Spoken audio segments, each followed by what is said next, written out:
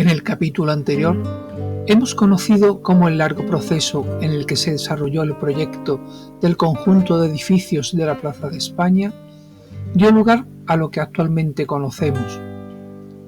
También se ha tratado las partes en que se constituyen y cómo, desde su primera idea, Aníbal González la concibió como un lugar de celebraciones de actos multitudinarios, además de estudiarse aspectos relacionados con el estilo constructivo. En este capítulo se abordará la ornamentación del conjunto y los artistas que intervinieron. Nos adentraremos en el muy desconocido e impresionante edificio central, sede del cuartel general de la Fuerza Terrestre del Ejército de Tierra, las modificaciones que sufrió el primitivo proyecto y su utilización actual. Para la ornamentación, Aníbal González destaca su importancia en el ladrillo, que además de su fin constructivo, lo utiliza para molduras, relieves, tanto cortado como tallado, siendo la base esencial de la ornamentación.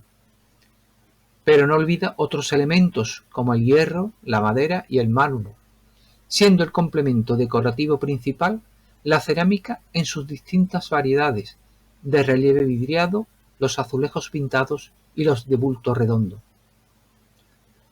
Toda la ornamentación ofrece un programa cultural y simbólico destinado a convertir la Plaza de España en la nueva seña de identidad de la exposición.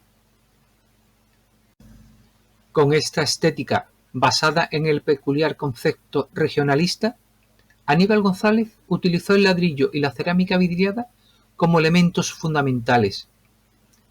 El ladrillo lo talla como si de piedra se tratara, más aún como madera, pues fueron los ebanistas los que se encargaron de labrar las cuidadosas ornamentaciones, ensalzando siempre el carácter esencial del obrero artista local en su producción.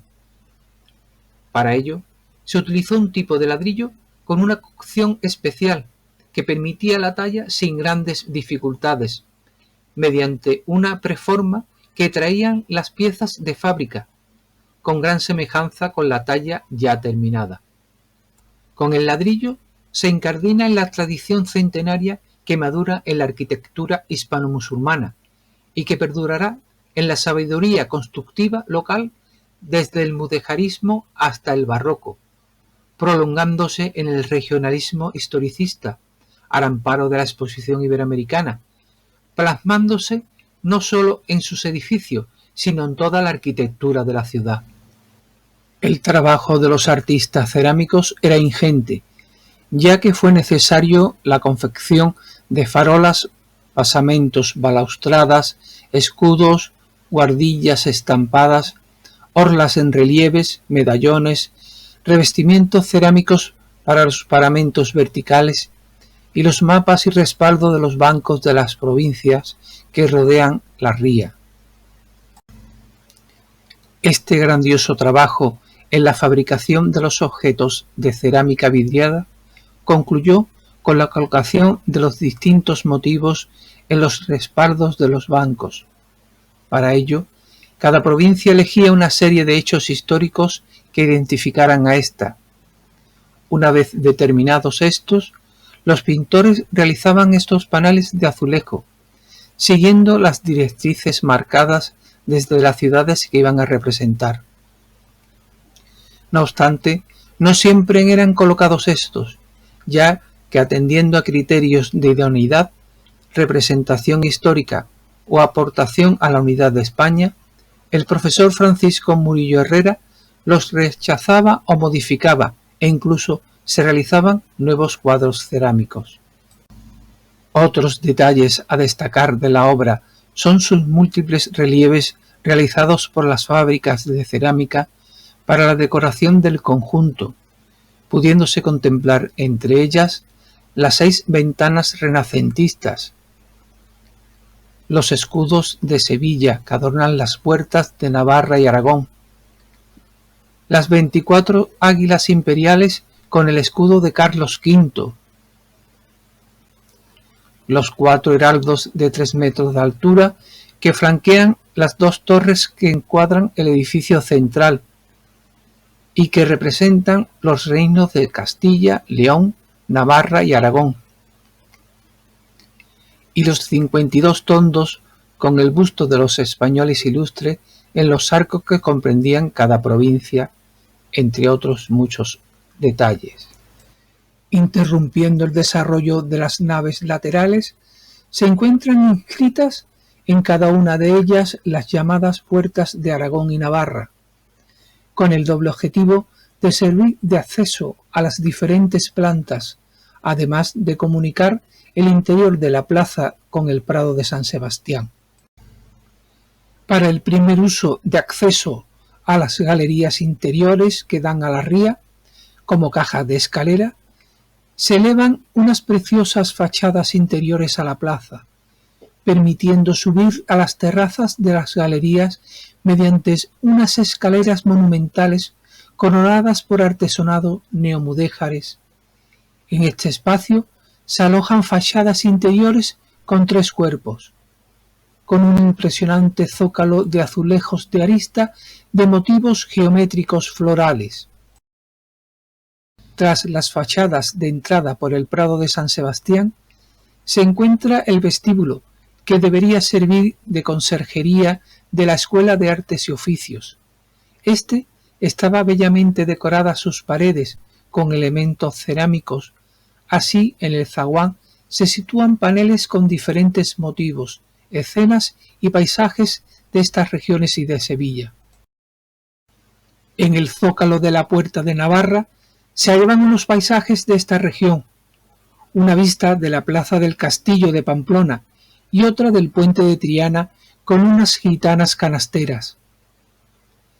Y en la portada cerámica del arranque de la escalera aparecen representados dioses de la mitología, realizados por Enrique Orce, todos ellos en edad infantil, aprendiendo lo que serían sus futuros oficios.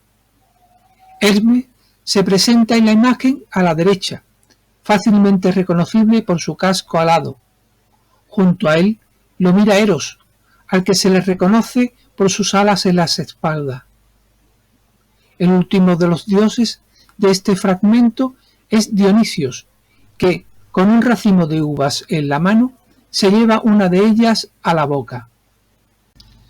Las paredes del hall de la Puerta de Aragón se encuentran decoradas con paneles con una vista de la Basílica del Pilar y un maño, una escena de la Feria de Ganado de Sevilla y otra sobre heráldica. En la portada cerámica del arranque de la escalera se sitúa un mosaico con una escena donde aparecen representadas mediante putis coronados de laurel las diferentes artes. Se puede apreciar de izquierda a derecha la literatura, la escultura, la arquitectura y la música, a través de los instrumentos que portan.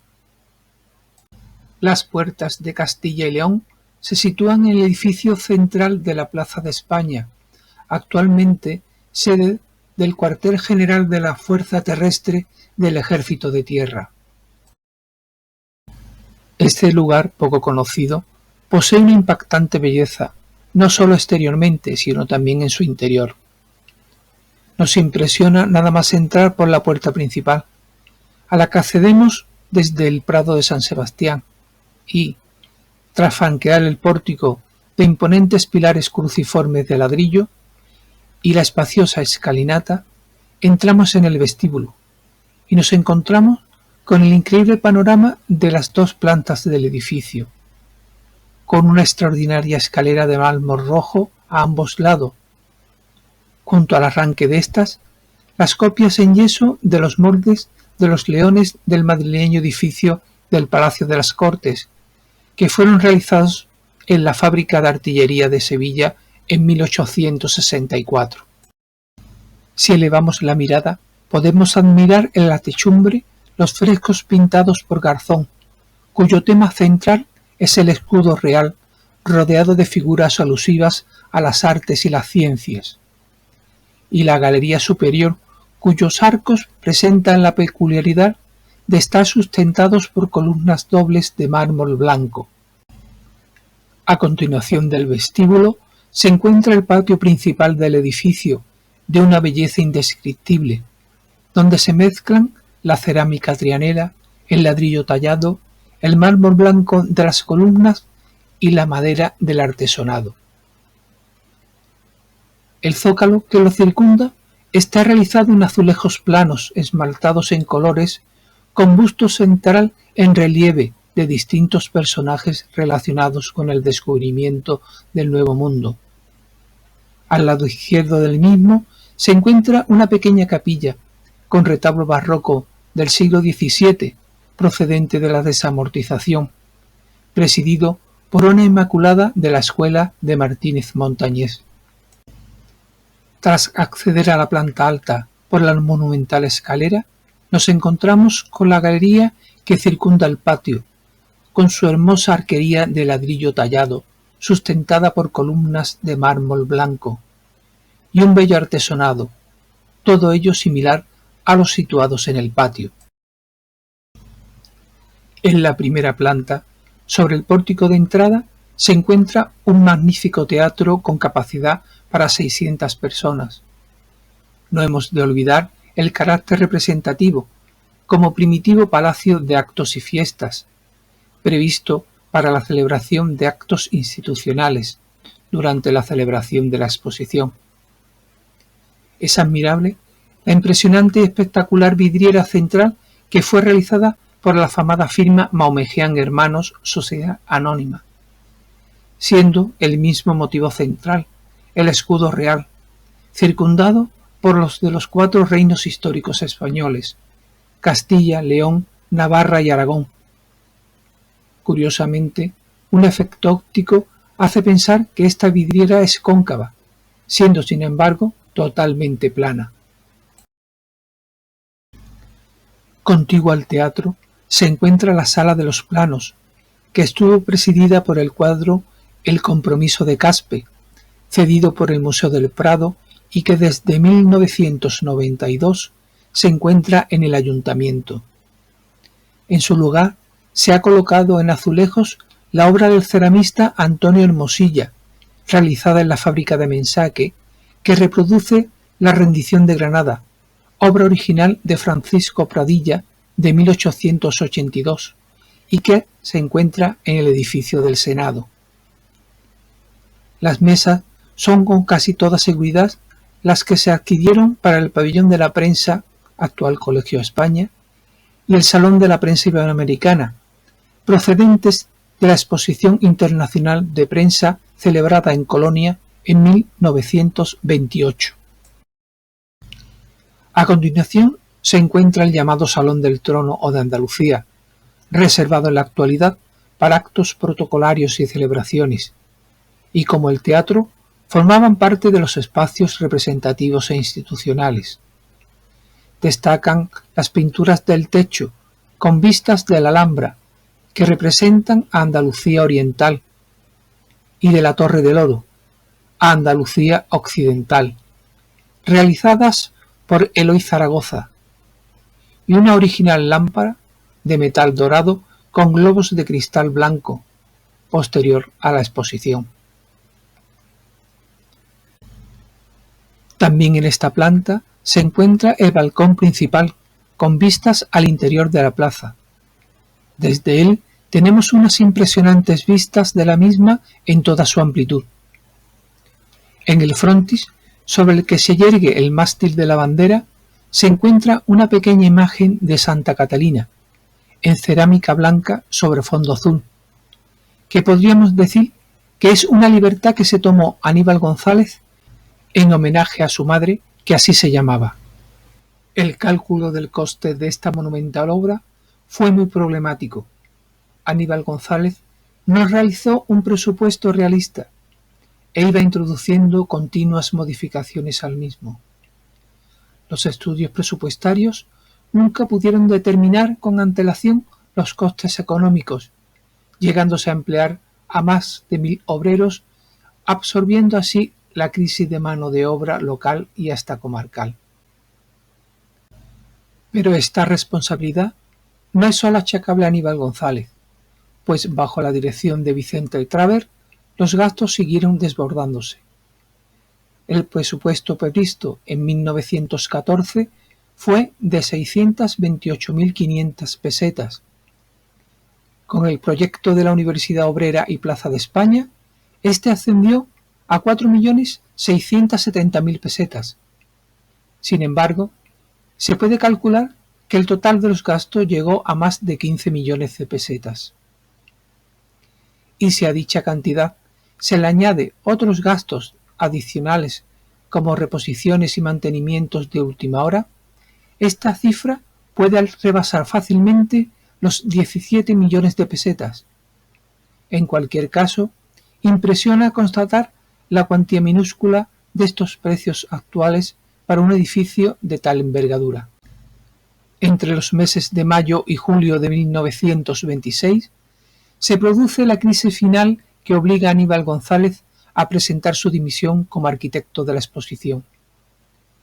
El enfrentamiento entre el comisario Cruz Conde y el arquitecto se debía, según González, a las injerencias en la adopción de decisiones que, según este último, eran de su competencia.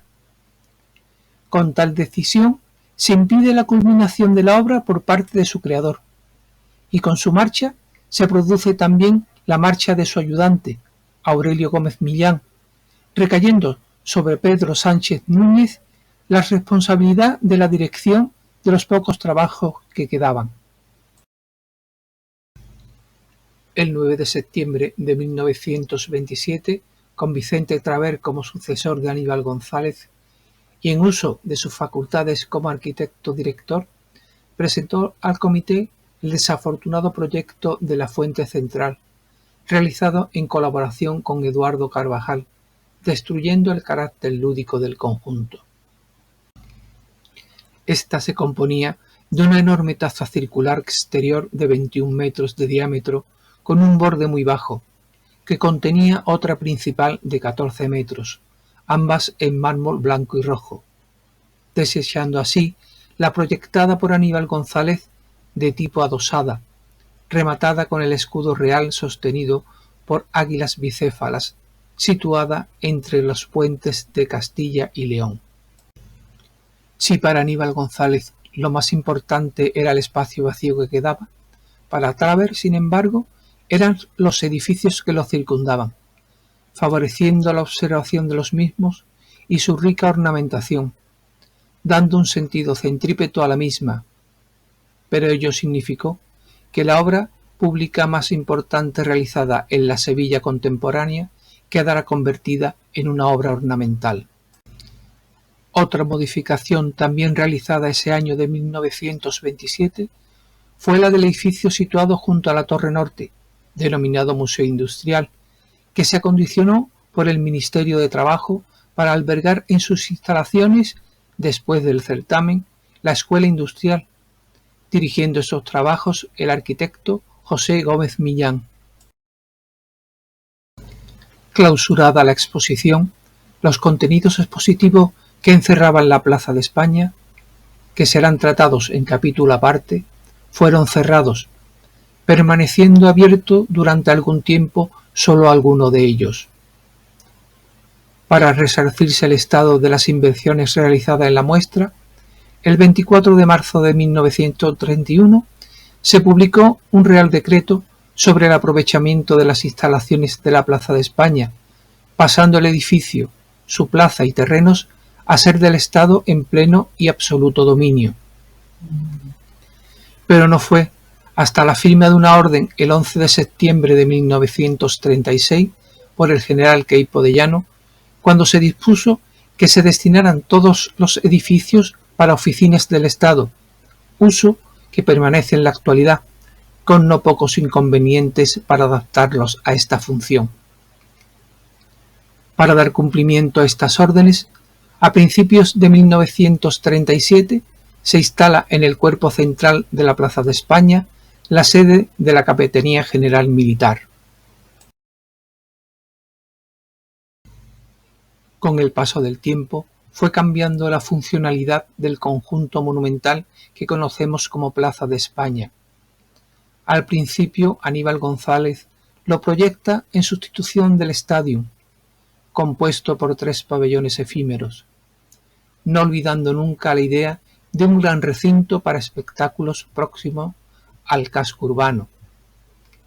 Después se decidió que uno de los edificios fuera permanente y se dedicara a Facultad de Ciencias, y más tarde que el resto de sus construcciones albergaran la Universidad Obrera.